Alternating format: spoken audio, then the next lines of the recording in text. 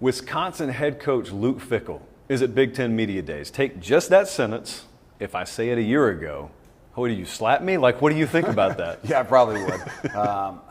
I don't know. I mean, I don't think I would have thought anything of it. I thought it was a joke, and I think a lot of people would have too, right? I mean, just at what they had done and where they were, and so I don't think it was on a whole lot of radars, not just me, but even the situation. There was always that talk out there in the ether, if you will, from mostly people who don't know you. And it was always, well, how would Luke Fickell leave if he were to go anywhere? Does he want to go anywhere? What was the whole time? What was your thinking of, am I happy if I were to leave? What was the actual reality behind all that? We were very happy, and it wasn't like we were ever looking for anything.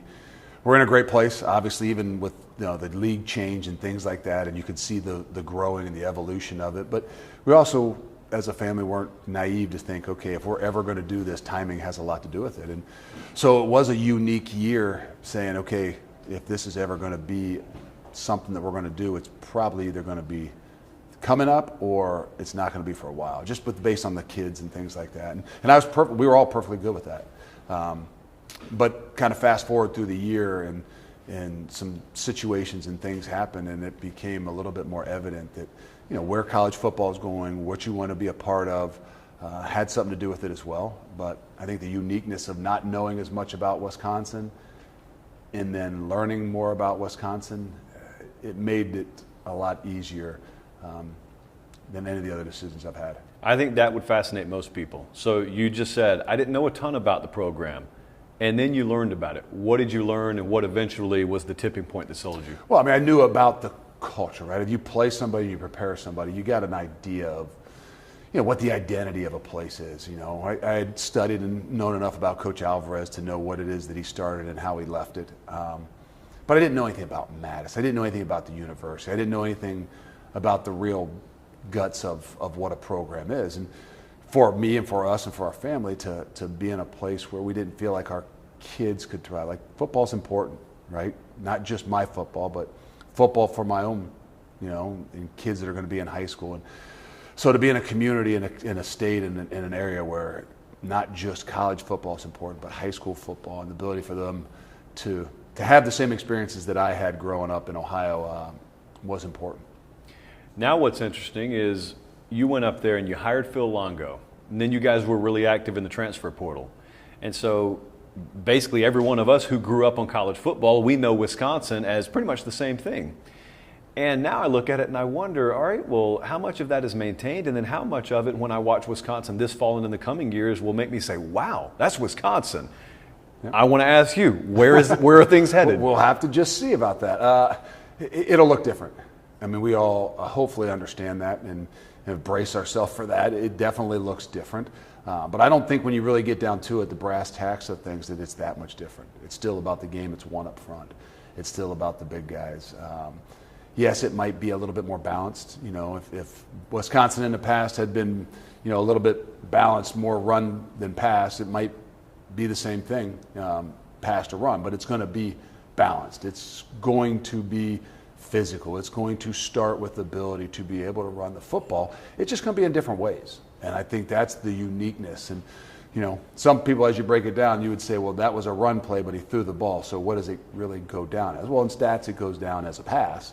But the reality is it was a run that might have just been slung outside like a sweep play, or a run that was thrown down the field. So the same effects that a run play can have, where the big guys up front get to wear people out, can happen even without the guy like Braylon and Ches getting hit every time.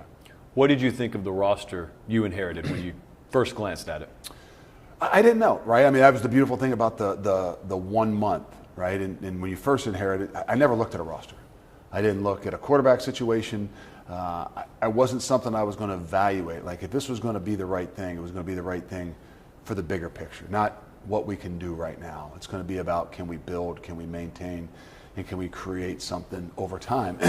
And so I never looked at the roster, but as you get there and you have the first month where you have bowl prep and practices and a game, those things exceeded my expectations. I don't think that there was something that was lacking. Obviously, it was different. We're not a transfer portal team by nature. But we went to the transfer portal only because of maybe the philosophy that changed a little bit, the ability to spread the field. You need to have more people in that wide receiver room. You need to have some more skill athletes as opposed to, maybe more tight ends or more fullbacks. So by nature, we had to be able to do that, but it wasn't because we didn't feel like we had talent at those positions. We just needed more to be able to do what we were doing. People have sort of, and I'm included in people have sort of gotten themselves in the habit of saying, all right, you got a big three up there in the Big Ten, then you got a second tier that kind of churns any given year, and then there's a third tier and so on. Wisconsin has not been in that tier one for a little while. They have been in years past, but they have not been in a little while. So when you look at what recruiting can be there, when you look budgetarily, when you look at a lot of stuff behind the scenes that we never get to see, do you believe it can get there? And then what specifically has to happen for it to get there? Well, I'd be curious as to what you would say is the big three, but I won't get into that. That'd be me asking you questions. Yeah, I mean, and I would not, honestly, I mean, not to be insulting, but like, if I didn't believe from afar, because I didn't know everything, right?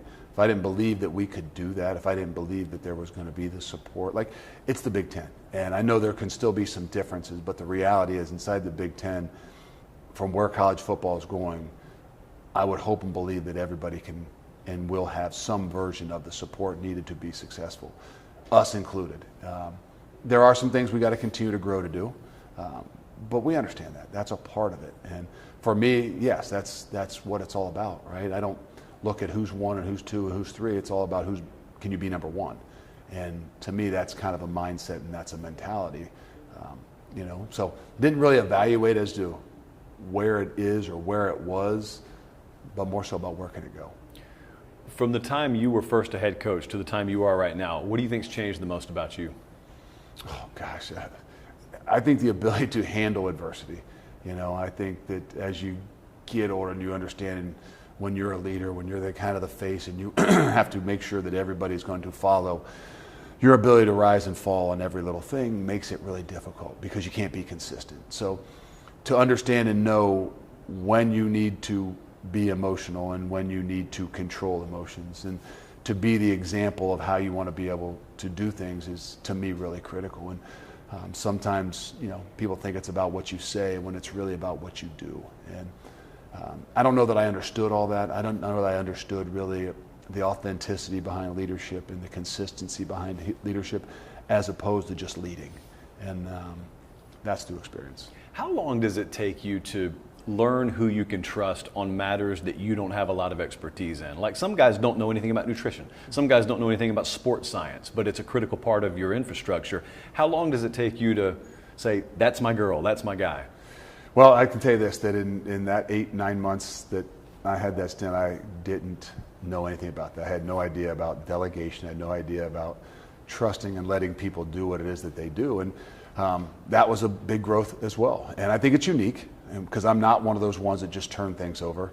But fortunate for me that is to have guys that come with you that you've been with for a while. So not only do you trust them, but you also know how they're going to handle adversity. You know how it's going to be when it's week 7 of the year, or you have a couple injuries, or maybe you have a really tough situation, or maybe you have, a game that didn't go your way. Like, if you're working with no idea of how people are going to handle that, not only can you trust them, but how they're going to handle it, I think it's really difficult. And good fortune for me is a lot of guys have been with us, whether they were with us at Cincinnati or they were with us and left and came back. It gives us that core nucleus that I think that we have a chance with the leadership from within to be an example. All right, I'll get you out here with the broadest question. What kind of team could this be this year? Well, it's still to be determined. I think that the core nucleus is what it is it takes to win a championship. I think the leadership is where we've got to see what grows. And I think, to me, if I can look back in year 1 in Cincinnati as a new coach, the biggest mistake was leadership-wise and how that was all handled, because every year teams come together in different ways. And I think that's what's so unique about it. It doesn't matter what the talent looks like. It's how does that thing come together? How do those things kind of gel? How does the human element play into a factor in every single season? And I know this going in less than a week away, the core nucleus is there. Now it's our job to continue to push and drive not just the culture, but what it is that's going to give us a chance to be successul, and then give our guys the opportunity to do it to be successful. Look, Fickell, we appreciate it. Thank you.